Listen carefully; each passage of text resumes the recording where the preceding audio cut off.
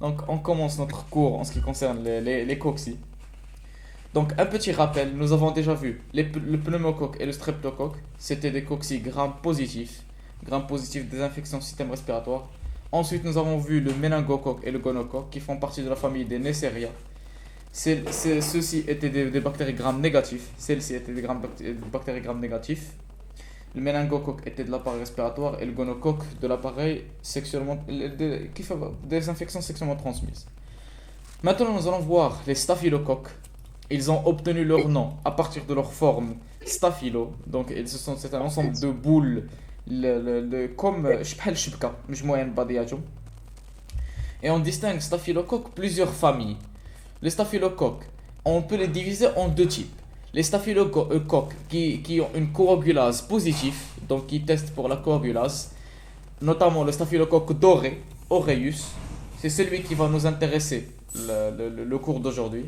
Et ensuite, nous avons les staphylocoques qui testent négatif pour la coagulase, notamment 16 espèces comme le staphylocoque epidermidis et staphylocoque saprophyticus. Donc, l'épidermidis, il est commensal le corps humain. Et donc, autrement dit, c'est un pathogène opportuniste. Lors de l'affaiblissement des systèmes immunitaires, ce n'est que là qu'il va causer une infection. Ensuite, le saprophytis, il peut causer des cystites. Saprophyte, oui. Donc maintenant, comme on a dit, puisque le staphylocoque aureus, il teste positif pour la coagulase, on peut comprendre automatiquement que l'une des pathologies qu'il va faire, c'est la coagulation du sang. Il peut causer les kystes, etc. Donc la coagulation en bol, etc. On commence. Staphylocoque aureus, bien sûr, rappelez-vous qu'il s'agit d'une bactérie commensale de la peau. Commensale de la peau, ça veut dire qu'il existe au niveau de l'homme. Commensale au niveau du nez, surtout au niveau du Maroc, où 30 à 50% des individus ont déjà un portage sain au niveau du nez. Un portage sain, ça veut dire asymptomatique, pas de problème, mais qui sont capables d'infecter d'autres personnes. On peut les trouver aussi au niveau des animaux et l'environnement, les muqueuses intestinales des animaux et l'environnement, etc. Le poil des animaux. Transmission, elle peut être directe ou bien indirecte. Par exemple, staphylocoque doré, soit par l'éternuement des aérosols, soit par le portage cutané au niveau de la main, la peau, etc. Donc, soit par le malade porteur sain qui va transmettre vers le sujet sain. Transmission, soit par l'air, comme on a dit, l'air, éternuement parce qu'il est commensal du nez, donc il peut se trouver au niveau des aérosols. Puisqu'il se trouve au niveau de la peau, il peut être transmis directement de manière cutanée, le toucher, etc. L'eau, l'aliments, etc. Donc, la transmission elle peut être directe ou bien indirecte, surtout au niveau du milieu hospitalier, donc perfusion, etc. Voilà, le portage il peut être cutané. Le pouvoir pathogène. Donc bien sûr, on a vu que le staphylocoque, normalement, il est commensal de la peau. Donc s'il se trouve au niveau de la peau, il ne peut pas vraiment causer de maladie. Mais s'il est capable de pénétrer et d'atteindre l'hypoderme, le derme et ainsi le tissu conjonctif, il pourra avoir plusieurs atteintes. On va voir l'asma diol. أول حاجة, le furoncle. Qu'est-ce que le furoncle? C'est des lésions suppuratives au niveau de la peau. Le pu, le furoncle, le panari et le folliculite. Folliculite, c'est l'inflammation des follicules, de le poil, s'il est capable de pénétrer, ainsi que le furoncle, le panaris, etc. الفيرونكل هي اللي كانت جاتنا انا. غطول. ما طرابس المهم ما يدخلش ليك للدم. Donc, ce sont des lésions, ce sont des atteintes surfaciques. Si le staphylocoque est capable d'entrer au niveau du sang, il va causer des atteintes plus graves, notamment pénétrer, donc il va atteindre au niveau du sang, et grâce à son enzyme coagulase, il va causer la formation des emboles septiques, coagulase, fibrinolysine, etc.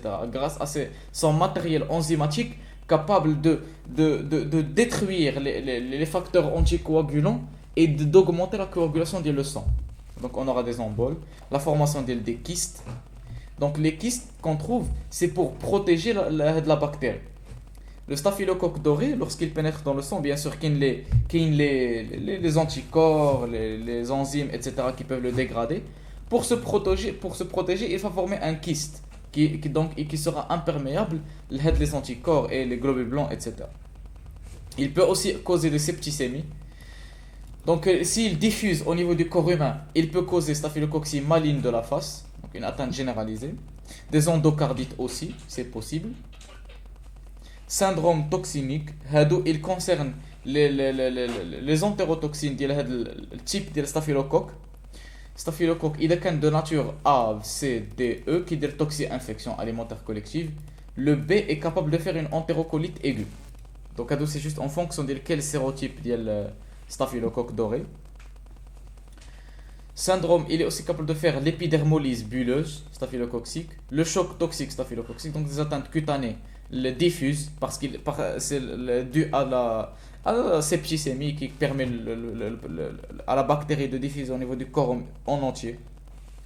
Donc le prélèvement, bien sûr le pouvoir pathogène, bien sûr, comme on a dit, l'infection, elle peut être soit locale, loco-régionale, qui va donner des abcès, des lésions suppuratives, mais si il diffuse, ça va causer des infections généralisées, soit au niveau de l'os, poumon, système nerveux central, syndrome bulleuse, toxi-infection alimentaire, choc toxique, etc. Donc voilà, c'est le pouvoir pathogène du staphylocoque doré et comment il est capable. Le prélèvement, bien sûr, il va être en fonction du site. Si l'individu il a une lésion suppurative, on va prélever avec le pus. S'il y a une septicémie, on va prélever le sang. S'il y a une atteinte du système nerveux, on va prélever le LCR, etc. Donc en fonction du site. Et s'il y a un portage, on va prélever le nez, les sécrétions du nez. Parce que comme on a dit, le portage sain, il existe au niveau du nez. ياسين واحد الدقيقة الله يحفظك. Bien sûr, bien sûr. دقيقة أنا. Donc comme on a dit jusque-là, le staphylocoque a un capital enzymatique très riche qui lui permet d'exercer plusieurs fonctions pathologiques. Coagulation du sang, lésions suppuratives, etc. Donc, normalement, le sang, il ne devrait pas atteindre, le staphylocoque ne devrait pas atteindre le sang. Mais si il y a une lésion, il est capable de cicatrice qui s'est ouverte, le staphylocoque va ensuite alors pénétrer au niveau du sang. Et si ça se produit, il pourra alors faire ravage au niveau du corps humain. On parle surtout du staphylocoque doré, parce que le staphylocoque doré, il teste positif pour quelle enzyme surtout? Coagulase. Les autres staphylocoques ما عندهمش le coagulase, ما عندهمش هاد l'enzyme. Donc هاد le pouvoir pathogène les très dangereux ما عندش les autres staphylocoques. C'est pour cela le cours d'aujourd'hui que nous surtout doré. حيت هو اللي عنده هاد الكواغولوز بوزيتيف اللي constitue un facteur de virulence très important. Donc voilà. Ça مزيانه طاهر. Voilà. Donc l'examen direct, qu'est-ce que la coloration? Comme on a dit, staphylocoque, il est coloration gramme, quel gramme? Positif. Gramme positif. Positif. Très bien. Donc la coloration que nous le gramme positif, c'est l'aspect d'ILH, en forme de staphylo. Donc مجموعين كواري مجموعين comme on le remarque ici. ماشي بحال مثلا غرام بوزيتيف الاخرين شنو كاين؟ كاين لي زونتيرو كاين لي زونتيرو داكشي جرام بوزيتيف تا هذاك لا دوك كاينين غرام نيجاتيف. Négatif. Digestif négatif. Là, quelles sont les autres bactéries? Les cocci gram positif. Méningocoque. لا méningocoque gram négatif. méningocoque le bon. Négatif. Donc je vous قالك Gram.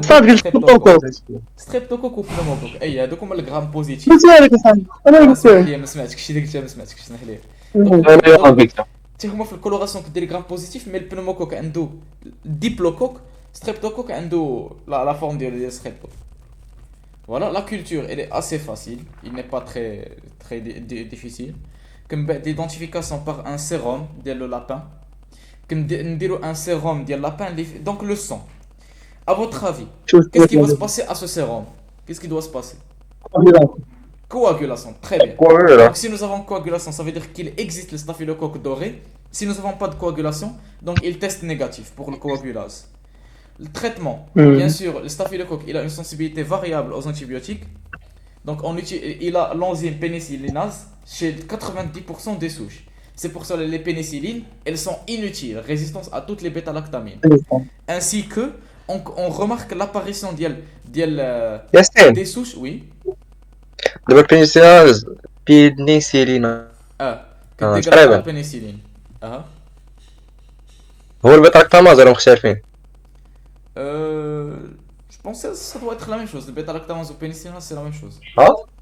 Je pense يكون هذا بلوس سبيسيفيك ولا نعم هذا يكون بلوس سبيسيفيك ولا اخر. يكون بنسلين كي تارجيتي بنسلين بالضبط يمكن آه. ميم زعما بيسكو كي اتاكي البنسلين وعنده ديك لا فونكسيون ديال البيتا لاكتامين خصو يقدر يكون اتاكي حتى لي زوطخ بيتا لاكتامين. C'est pour cela que l'affinité au pénicilline spécifiquement diminue, mais ça lui acquiert aussi une résistance à toutes les familles des bêta-lactamines.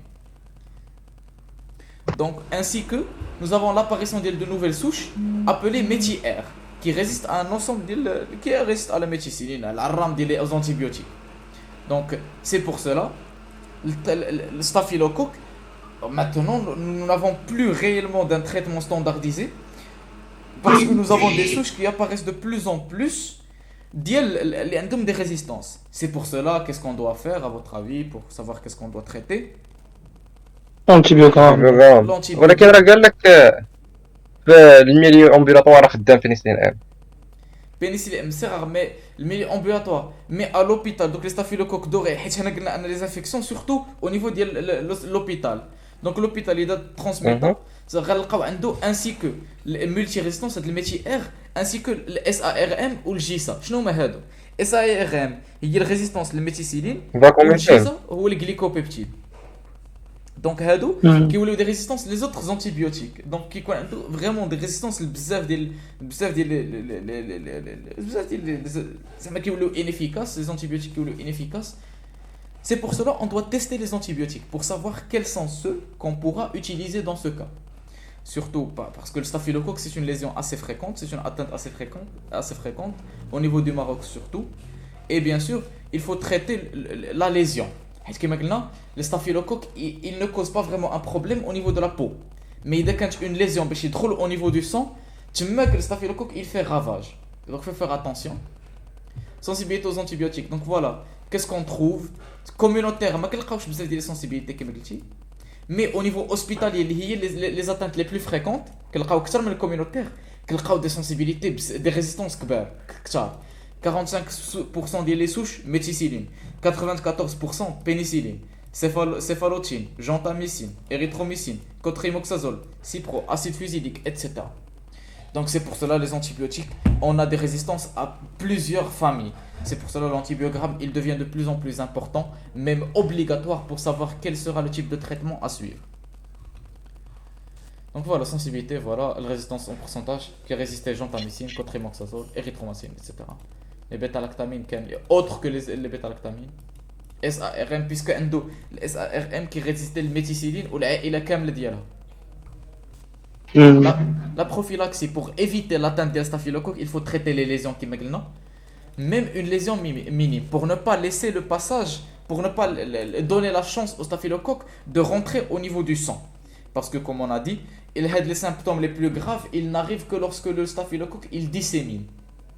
C'est bon? Et bien sûr, puisque c'est une bactérie qui est capable de faire une toxi-infection alimentaire collective, il faut faire attention. ما تاكلوش الماكله اللي مصدراها من برا. Prophylaxie collective. Donc le ماكله ديال qui ne respecte pas l'hygiène, il faut faire attention. Et bien sûr, il fait partie des infections nosocomiales. L'hygiène, c'est très très important pour éviter la transmission de la bactérie. C'est bon? Très bien.